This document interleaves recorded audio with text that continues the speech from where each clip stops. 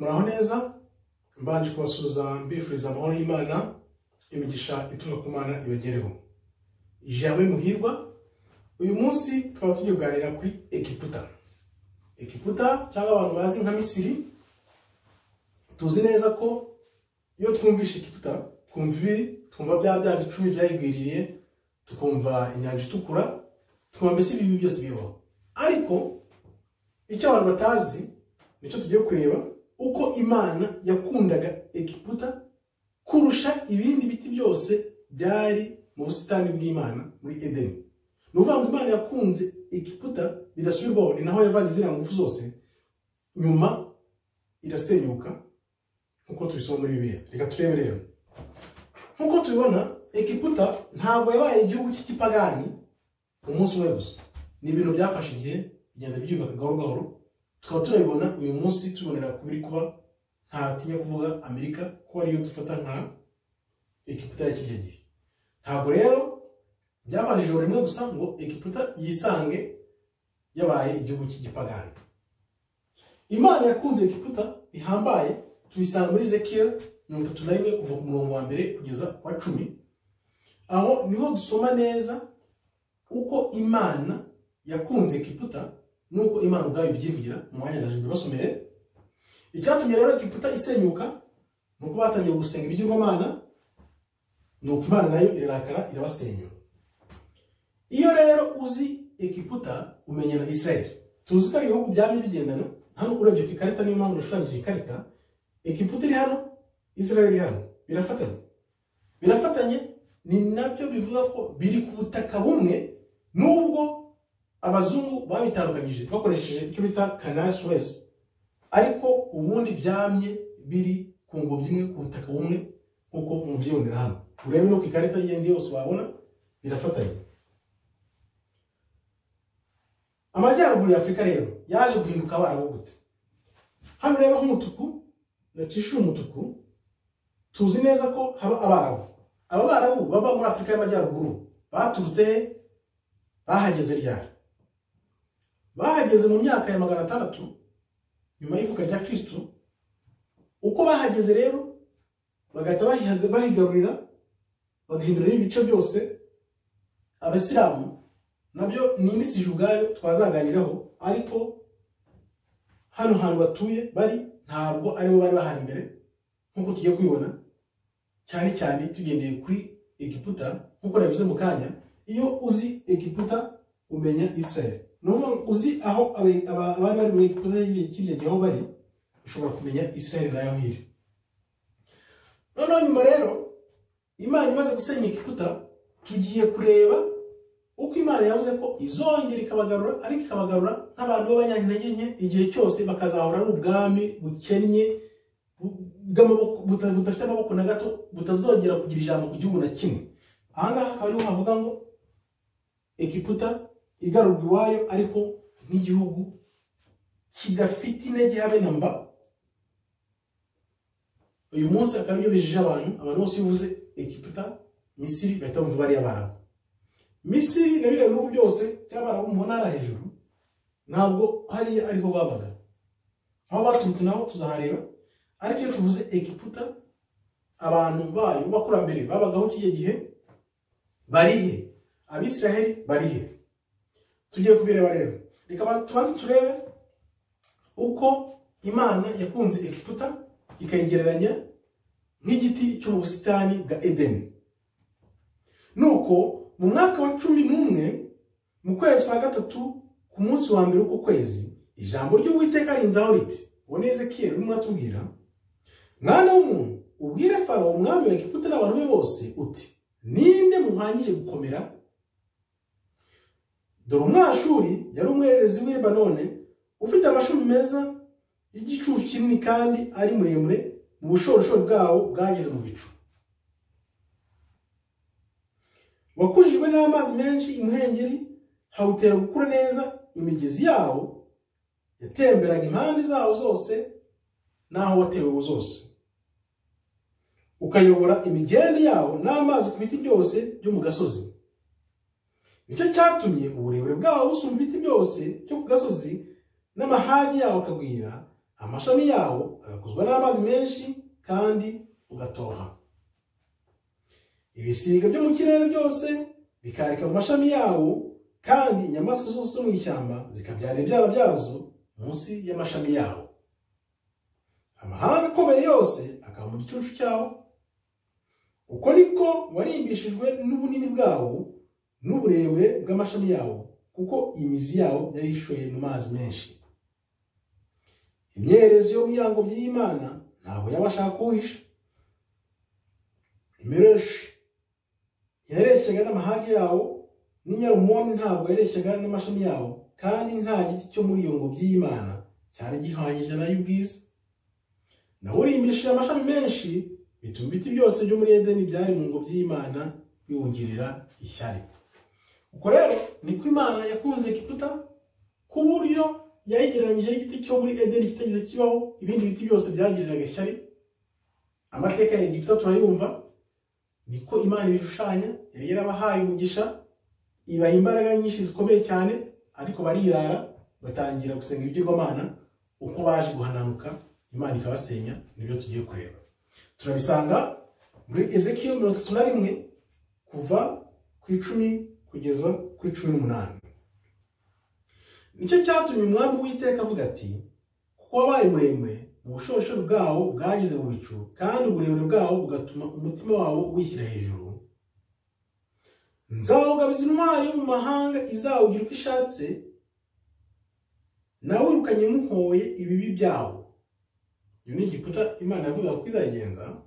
Kandi inzaduka z'abanyamahanga zitera ubwoba zirawutemye zibusigaho, amashami yawo anyanyagira ku misozi no mu bikombe hose. Aya mahage yawo aravunika agwa mu mirenge n'imigende y'amazi yose yo mu gihugu, kandi amahanga yo mu isi yose ava mu gicucu cyawo arawusiga.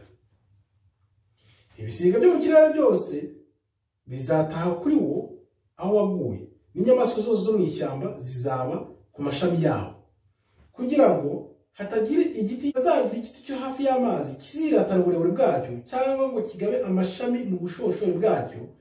Habe n'ibikomeye byo muri byo bigira ngo bisumbe ibindi, ari byo biyoborwamo amazi byose, kuko byose byatanzwe ngo bipfe bijye ikuzimu, bifatanyijwe n'abantu bamanuka bajya mu rwobo. Uko niko umwami w'Iteka Imana avuze ngo, umunsi wamanukaga ujya ikuzimu, nategetse kuwurogera, nawukingiye imuhengeri, mbuza imigezi yaho gutemba n'amazi menshi aragumirwa, maze ntuma i Lebanoni ngo wawurogere, kandi n'ibiti byose byo mu gasozi ngo biwurabire. Natumye amahanga ahindishwa umushyitsi no guhorera ko kugwa kwawo, igihe nawujugunyaga ikuzimu hamwe n'abo bamanukana bajya mu rwobo. Ibiti byose byo muri Edeni n'ibyeretswe biruta ibindi ubwiza by'i Lebanoni, biyoborwamo amazi byose byahumurijwe aho biri ikuzimu, nabyo bijyana nawe ikuzimu, bisanga bicishijwe inkota, ndetse bari bawuberereye amaboko, bakaba mu gicucu cyawo hagati n'amahanga. Mu biti byose byo muri Edeni ni ikihe muhanyije ubwiza no gukomera?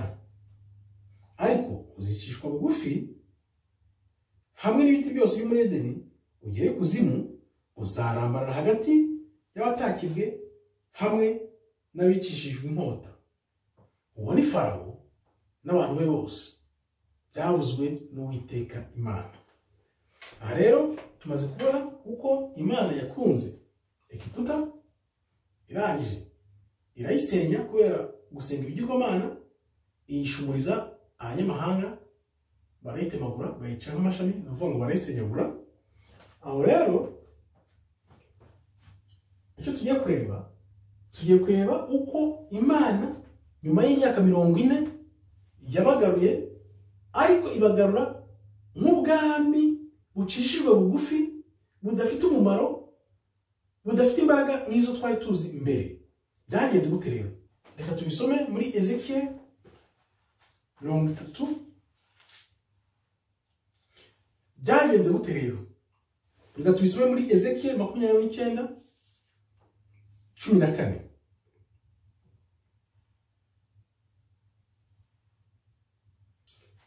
Duhere kuri 13 tugeze kuri 14.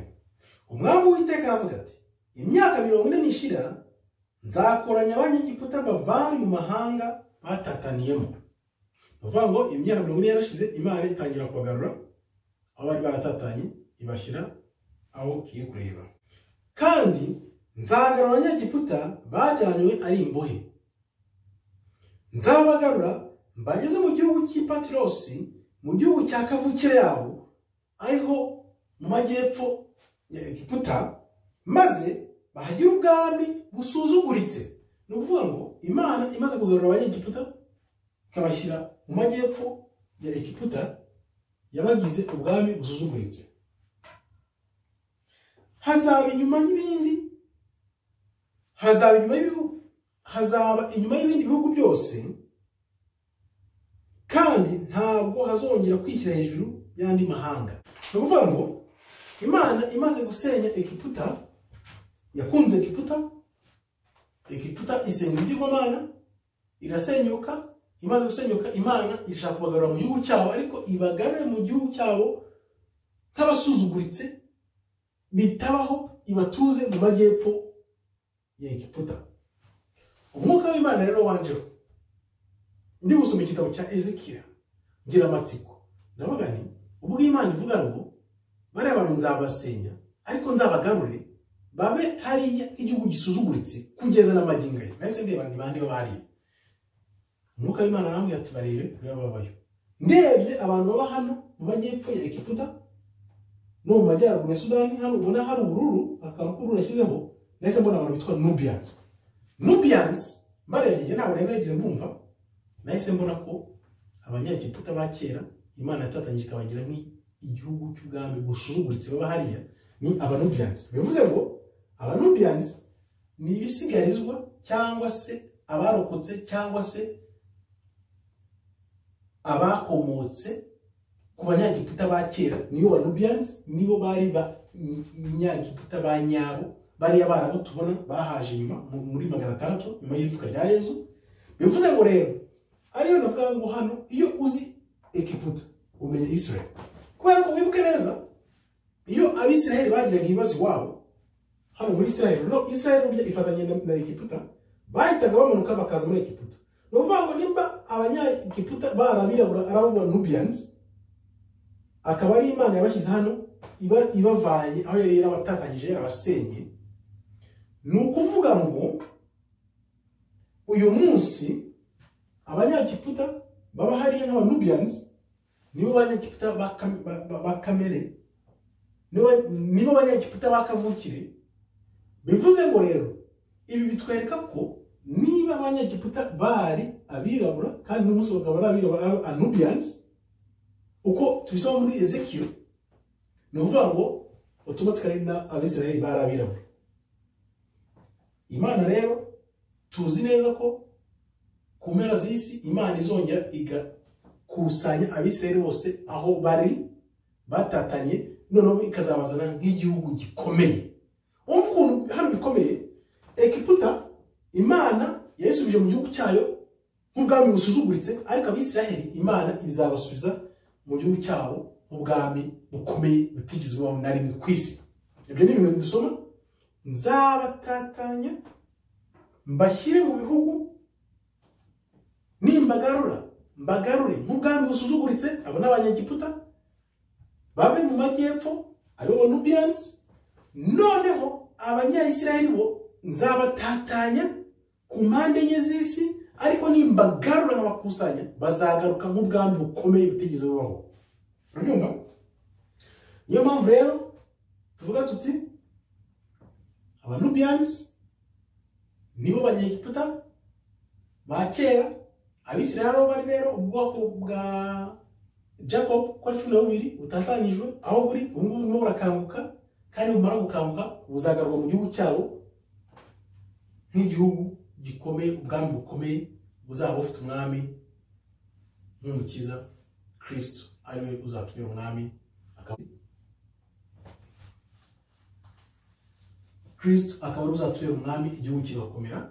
Nk'uko tubizi umugambi w'Imana urasoza nk'uko Imana yabivuze. Murakoze rero, Imana ikomeze ibahe umugisha. shalom shalom shalom.